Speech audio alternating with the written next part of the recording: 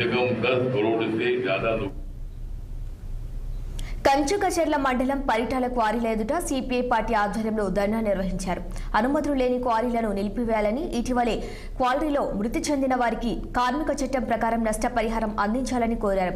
Safety నిబంధనలు పాటించని Pawan crushers యాజమాన్యంపై చర్యలు తీసుకోవాలని, రాష్ట్ర ప్రభుత్వం మొండి వైఖరి నశించాలని సిపిఐ పార్టీ నాయకులు దోనిపూడి శంకర్ డిమాండ్ చేశారు.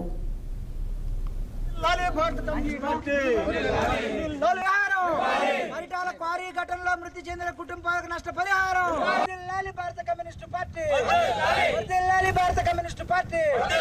పరిటాల క్వారీకి సంబంధించి లేబర్ డిపార్ట్మెంటు కాంపెన్సేషన్ యాక్ట్ కింద చనిపోయినటువంటి ఎవరైతే బత్తుల దుర్గారావు, బాఘెల్ ఎవరైతే ఉన్నారో నాయక్, వీరందరికీ కూడా వయసును బట్టి యాక్ట్ ప్రకారం బీబీ నాయక్ అనేటువంటి వ్యక్తికి 44 సంవత్సరాలు, ఈయనకి 12,93,000 రూపాయలు కాంపెన్సేషన్ ఇవ్వమని చెప్పి లేబర్ యాక్ట్ ప్రకారం లేబర్ కమిషనర్ ఉత్తర్వులు జారీ చేశారు.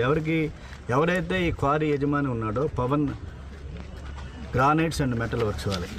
రెండోది బత్తుల దుర్గారావు, ఈయన వయసు 19 సంవత్సరాలు, 16,89,150 రూపాయలు కాంపెన్సేషన్ ఇవ్వమని చెప్పి అనౌన్స్ చేశారు.